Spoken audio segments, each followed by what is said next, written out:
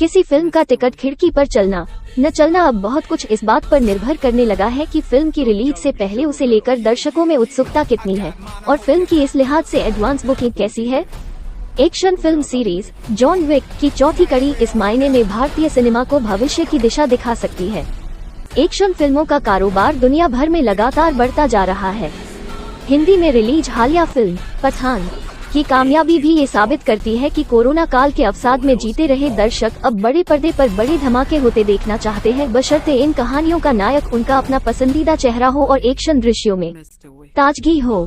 Film John Wick 4 अपने लक्षित दर्शकों की इस कसौटी पर खरी उतरती है।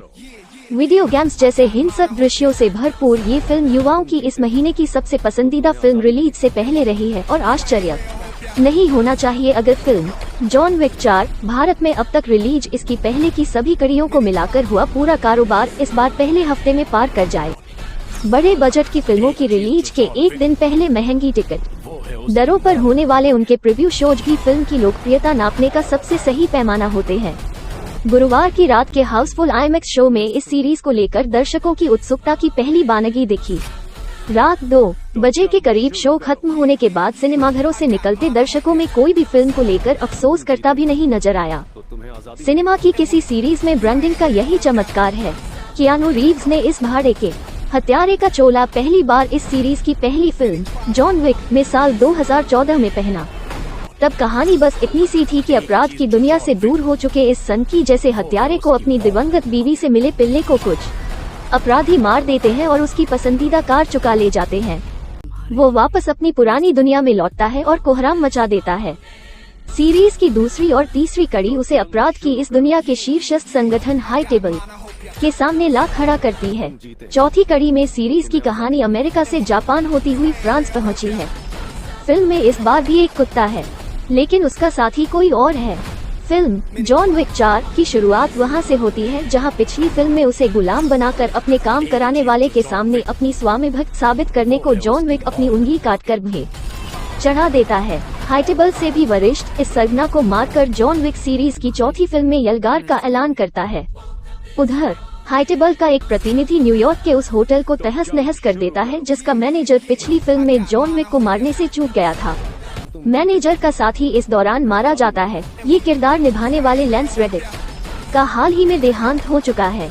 जॉन विक अपने जिस मित्र की यहाँ शरण लेता है, हाईटेबल के लोग वहाँ भी पहुँच जाते हैं। उसका ये साथी भी मारा जाता है, हालांकि उसकी बेटी बच जाती है। मामला आमने सामने की लड़ाई तक पहुँचता है और इसमें शामिल होने के लिए जॉन विक को अपने कबीलाई अपराधी परिवार की सदस्यता भी फिर से हासिल करनी होती है। इस जंग में इस बार जॉन विक को मारने निकले 2 नामचीन अपराधी बाद में उसके साथी बनते दिखते हैं।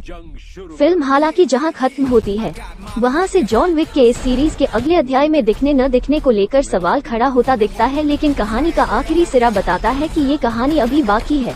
निर्देशक चैड स्टाहेल्स्की ने जॉन विक को लेकर पहली से लेकर चौथी फिल्म तक जो दुनिया गढ़ी है वो उन लोगों को बहुत पसंद आती है जिनको वीडियो गेम्स में खून खराबा पसंद रहा है। ये दुनिया सिर्फ अपराध की दुनिया है। यहाँ आम लोगों और कानून के रखवालों का कोई काम नहीं है। बस इस दुनिया के एक से बढ़कर एक दुर्दांत और क्रूर चेहरे हैं। उनके काम करने के तरीके कमजोर दिल वालों के देखने लायक नहीं है। फिल्म ये सिर्फ वयस्कों के लिए है और ऐसे वयस्कों के लिए है जो पर्दे पर लगातार चलती रहने वाले हिंसा से घबराते नहीं हैं। पिछली तीनों फिल्मों की तरह ही चैड ने फिल्म जॉन विक 4 में भी हिंसा के दृश्यों को बहुत ही चतुराई और कुशलता से रचा है। खास तौर से क्लाइमैक्स के ठीक पहले एक मकान के भीतर हमलावरों से घिरे जॉन विक का बचने की कोशिश करने वाला दृश्य बहुत ही रोचक है। इस दौरान कैमरा आसमान की तरफ रहता है और एक कमरे से दूसरे कमरे, 2 दीवारों के इधर उधर और कोनों व गलियारों में चलती इस गोलीबारी को बहुत ही दिलचस्प तरीके से दिखाता है। फिल्म जॉन विक 4 एक तरह से देखा जाए तो एक निर्देशक का अपनी कहानी पर भरोसा, एक कलाकार का अपने निर्देशक के नजरिए पर खरा उतरने की पूरी कोशिश करना और तमाम सहायक कलाकारों का दिए गए किरदारों के हिसाब से कैमरे के सामने अपने अभिनय में पूरी जान डाल देने का संगम है। कियानू रीव्स तो खैर जैसे लगता है कि जॉन विक का किरदार करने के लिए ही बने हैं। उनकी कद काठी एक भाड़े के हत्यारे के लिए बिल्कुल फिट दिखती है। आधुनिक तरीके के कपड़ों, बुलेट प्रूफ से बने उनके शानदार सूट उनकी शख्सियत को और निखारते हैं। चैड अपने हीरो को 2.5 किलो के हाथ वाला हीरो तो बनाते हैं, लेकिन उसकी पिटाई भी बार बार कराते हैं। हमलावरों के बीच फंसकर जॉन विक जितना लहूलुहान होता है, बाद में उसका उससे भी ज्यादा विभत्स तरीके से अपने इन्हीं दुश्मनों का सफाया करना फिर पर्दे पर जायज लगने लगता है। सीरीज की अगली कड़ी बननी है, ये तो इस फिल्म को देखकर तय लगता है, लेकिन इसमें जॉन विक का किरदार अगर लौटेगा तो कैसे लौटेगा, ये देखना दिलचस्प रहेगा। कियानू रीव्स के अलावा फिल्म जॉन विक 4 को इस सीरीज में पहली बार खलनायक का किरदार कर रहे बिल स्कार्सगार्ड की शख्सियत से भी काफी मदद मिलती है। रईसी की अति के करीब पहुंच चुके हाई टेबल के सदस्य मार्किस विंसेंट डी गॉमोंट के रूप में बिल जब भी पर्दे पर आते हैं तो दर्शकों को एक अजीब सी सिहरन महसूस होती है। दृष्टिहीन हत्यारे केन के रूप में डोनी यैन ने बहुत शानदार काम किया है। हमलावरों को पहचानने के लिए आवाज करने वाले उपकरण लगाकर उनका शिकार करने वाला दृश्य तो रोचक है ही, उनके बाकी एक्शन दृश्य भी काफी हैरतअंगेज है। मिस्टर नोबडी के किरदार में शमीला एंडरसन ने भी काफी प्रभावित किया। बाउरी किंग बने लॉरेंस फिशबर्न हालांकि फिल्म में ज्यादा देर नहीं दिखते, लेकिन जब भी वह पर्दे पर आते हैं जॉन विक को नया जीवन दान दे जाते हैं। विंस्टन के किरदार में इयान मैक्शन एक बार फिर अपनी आभा से दर्शकों को प्रभावित करने में सफल रहते हैं। अपने लेखकों शे हेटन और माइकल फिंच के साथ मिलकर निर्देशक चैद स्टाहिल्स्की ने फिल्म जॉन विक 4 में इस सीरीज की दुनिया को अमेरिका से बाहर का विस्तार दिया है। ये कोशिश अपराध की इस काल्पनिक दुनिया को विस्तारित करने की भी दिखती है। इसी के चलते इस बार फिल्म में तमाम नए किरदार और नए स्थान हैं। पेरिस के व्यस्ततम इलाके में रफ्तार से भागती कारों के बीच फिल्माया गया फिल्म का एक्शन सीन चैद की बेहतरीन कल्पना शक्ति का नमूना है।